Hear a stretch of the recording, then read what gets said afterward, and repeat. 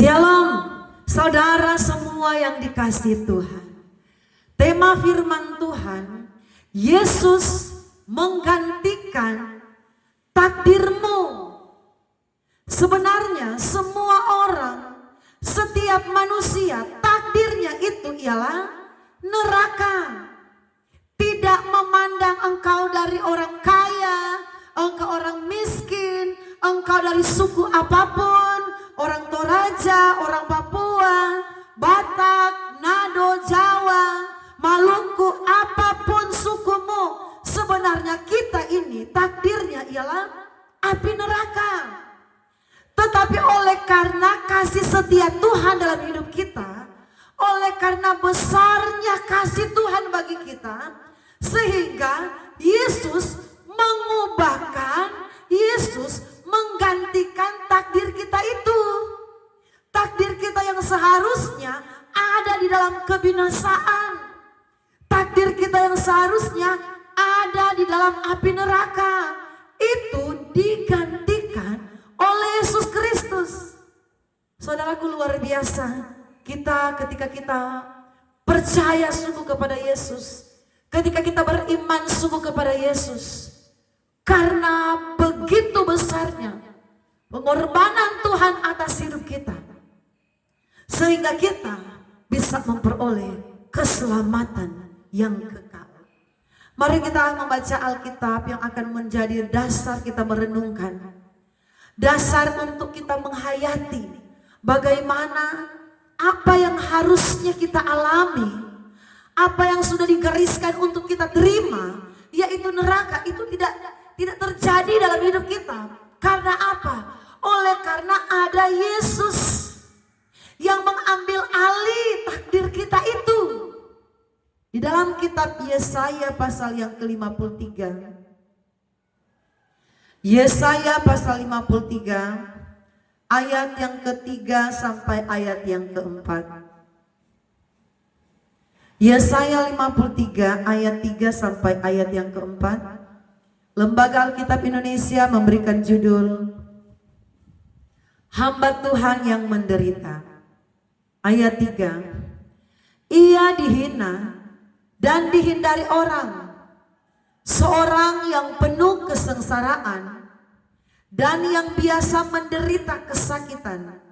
Ia dihina sehingga orang menutup mukanya terhadap dia, dan bagi kita pun dia tidak masuk hitungan. Tetapi ini saudaraku, perhatikan ayat 4. Sesungguhnya penyakit kitalah yang ditanggungnya, dan kesengsaraan kita yang dipikulnya.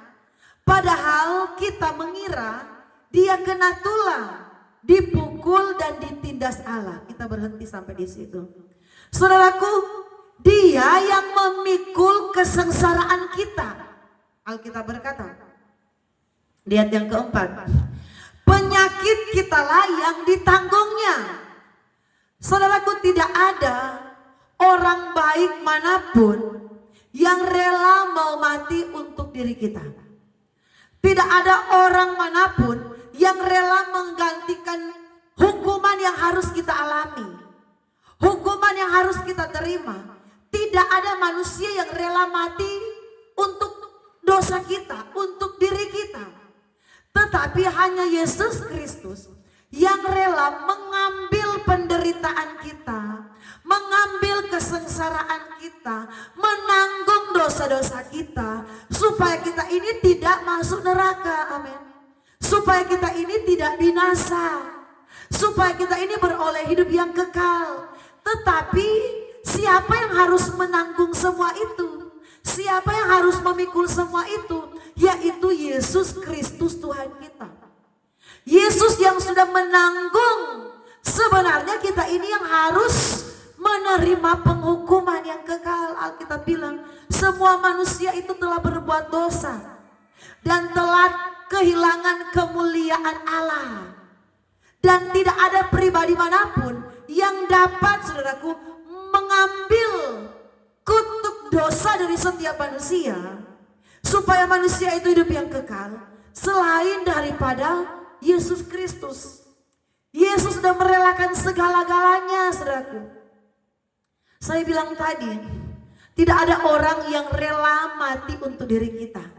Ketika kita pun sudah membantu orang itu, kita sudah berbaik kepada orang itu, ketika kita diperhadapkan dengan satu masalah dan pergumulan dan tekanan dan hukuman misalnya, tidak ada orang yang rela menggantikan posisi kita.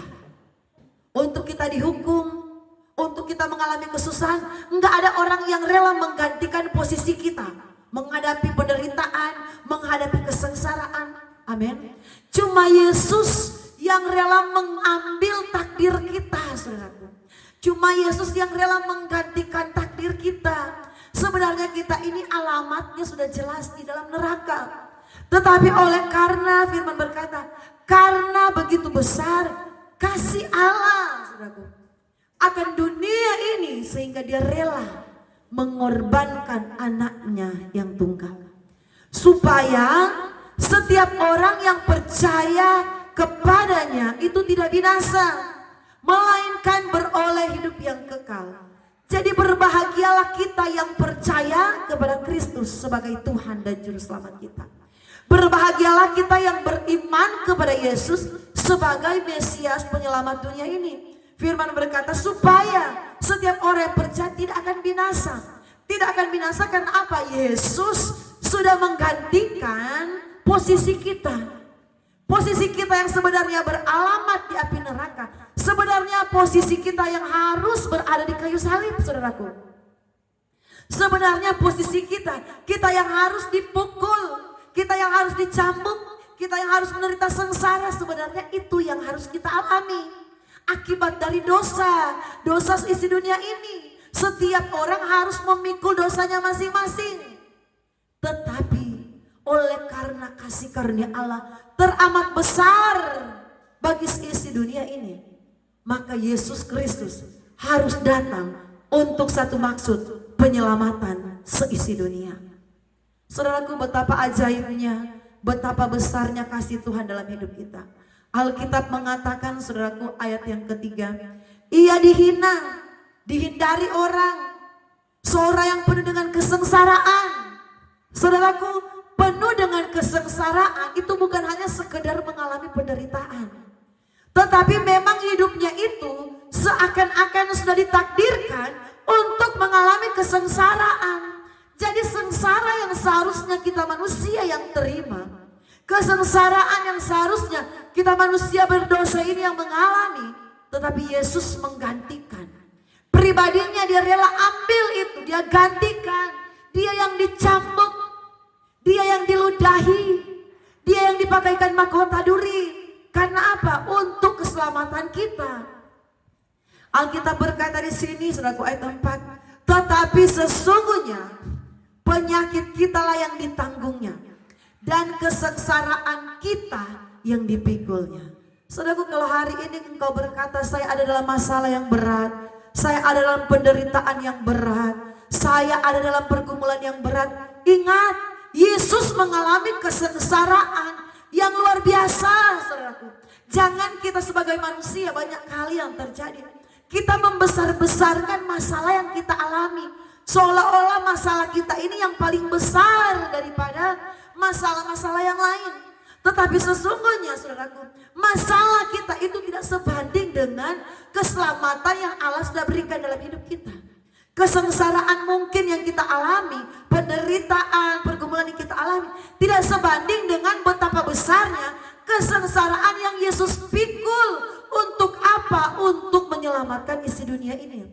Kita boleh saja mengalami masalah, kita boleh saja ada dalam pergumulan, ada dalam penderitaan, tetapi itu hanya di dunia, hanya sementara saja, saudaraku. Asalkan kita beriman kepada Tuhan, asalkan kita yakin dan percaya kepada Yesus yang memberikan keselamatan bagi isi dunia ini, kita akan beroleh keselamatan. Kita akan beroleh penebusan oleh darah Yesus. Tuhan menyiapkan surga yang indah, surga yang kekal, surga yang mulia bagi orang yang percaya kepada Tuhan, bagi orang yang melakukan kehendak Tuhan, bagi orang yang mau hidup seturut dengan firman Tuhan.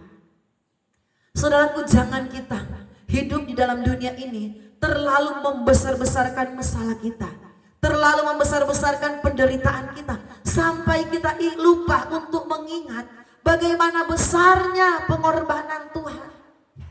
Dia berikan kasih-Nya bagi kita, Dia telah relakan segala-galanya.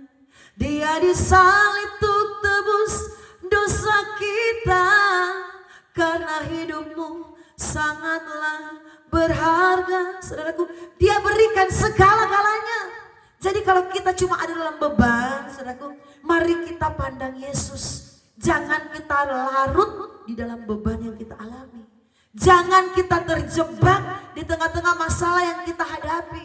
Kita lupa bahwa Yesus sudah lebih dahulu mengalami kesengsaraannya itu. Yesus sanggup mengangkat setiap beban hidup kita, asalkan percaya sungguh kepada Yesus. Belajar berserah penuh kepada Tuhan. Alkitab berkata di sini, saudaraku, ayat yang kelima, Yesaya 52 ayat 5, tetapi Dia tertikam oleh karena pemberontakan kita, Dia diremukkan oleh karena kejahatan kita.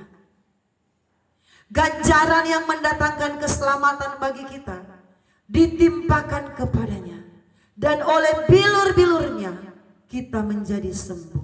Saudara, perhatikan di sini, Alkitab berkata, Dia itu tertikam oleh karena pelanggaran kita. Jadi sebenarnya kita yang seharusnya tertikam, kita yang harusnya sengsara, kita yang seharusnya dipukul, tetapi Yesus rela gantikan itu. Karena tidak ada manusia yang bisa menerima kesengsaraan yang sehebat yang Yesus terima. Saudaraku, mari kita banyak bersyukur kepada Tuhan. Anugerah Tuhan itu teramat besar dalam hidup kita. Jangan kita anggap enteng pengorbanan Tuhan. Pengorbanan Tuhan itu bukan murahan. Jangan kita anggap sepele darah Yesus yang sudah tercurah bagi segala dosa-dosa kita. Pengorbanan Yesus yang Yesus sudah berikan untuk seisi dunia ini, jangan kita sia-siakan. Anugerah Tuhan yang besar, keselamatan Tuhan yang luar biasa, jangan kita sia-siakan. Bagaimana kita sia-siakan anugerah Tuhan yang besar?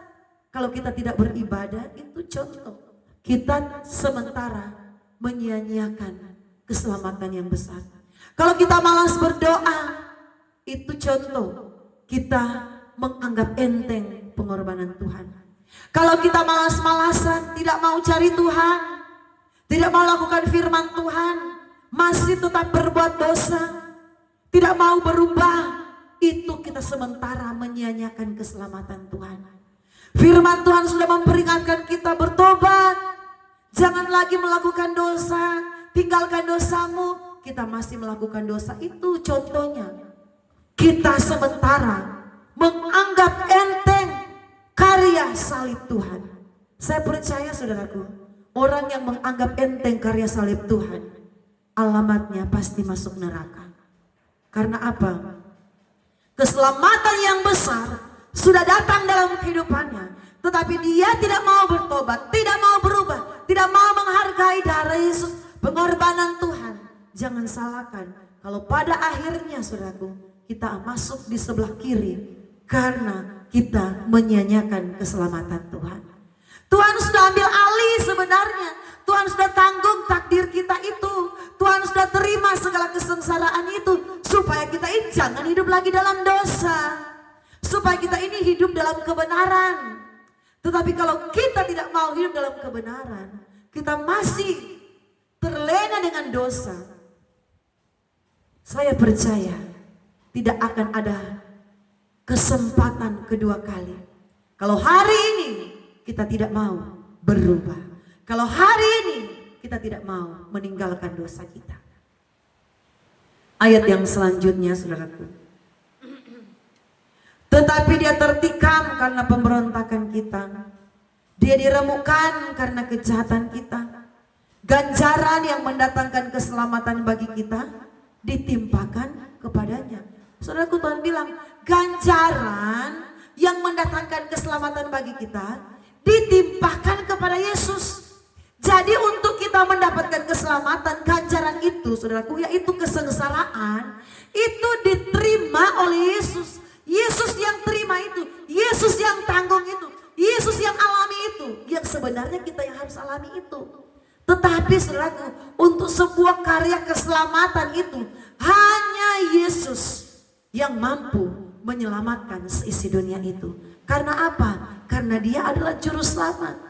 Karena apa? Karena memang Yesus terlahir ke dunia ini saudaraku dengan satu maksud yang mulia, yaitu apa? Mengambil alih takdir kita, mengambil alih nasib kita.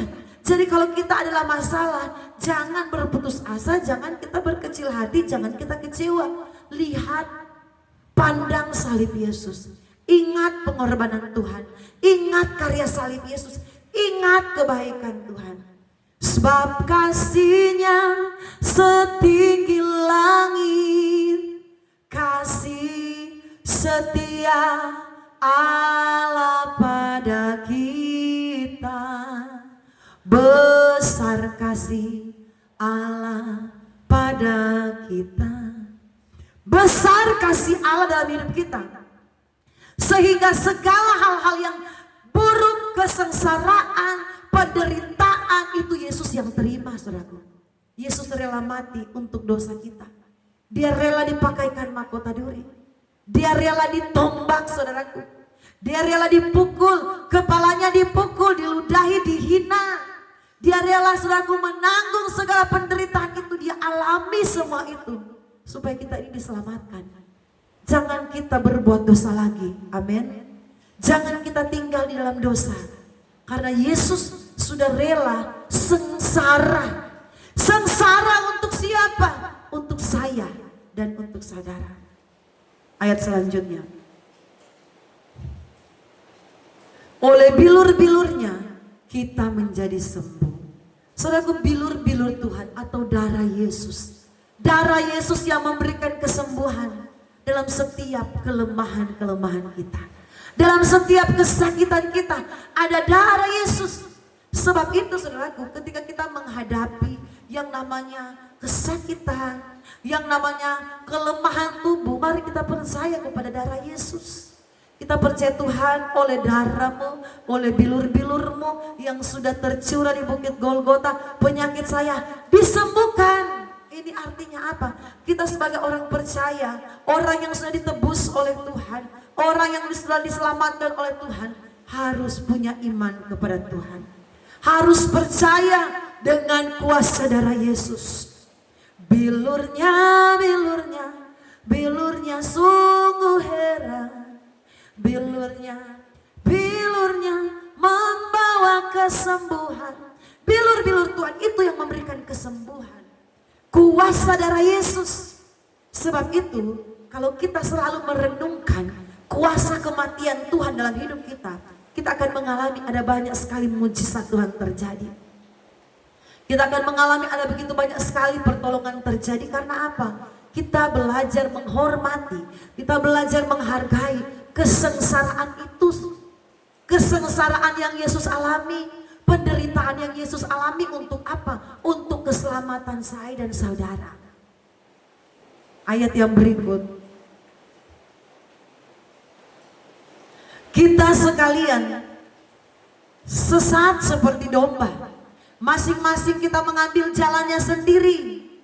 Tetapi Tuhan telah menimpakan kepadanya kejahatan kita sekalian. Saudara perhatikan, kejahatan kita bukan kita yang terima, tetapi siapa yang terima? Yesus yang terima akibat dari kejahatan kita. Saudaraku, bukan main-main. Karya salib Tuhan itu bukan main-main. Kejahatan kita itu bukan kita yang ditimpakan kejahatan itu, tetapi Yesus yang ditimpakan akibat dari kejahatan kita. Jadi saudaraku, apalagi ini mendekati Jumat Agung, kalau boleh saudaraku, dan harus jangan ada orang percaya yang tidak beribadah di hari Jumat Agung, hari memperingati kematian Tuhan. Jangan ada orang Kristen yang melewatkan ibadah Paskah, kebangkitan Tuhan. Jangan kalau kita menganggap enteng, saudaraku, kita anggap darah Yesus itu murahan. Hati-hati, jangan sampai kita tidak mengalami kemuliaan surga yang kekal untuk selama-lamanya. Saudara yang diberkati oleh Tuhan, Tuhan sangat mengasihi kita. Tuhan sangat menganggap kita ini berharga, berarti, bernilai di pemandangan Tuhan. Kenapa Tuhan harus rela datang ke dunia ini?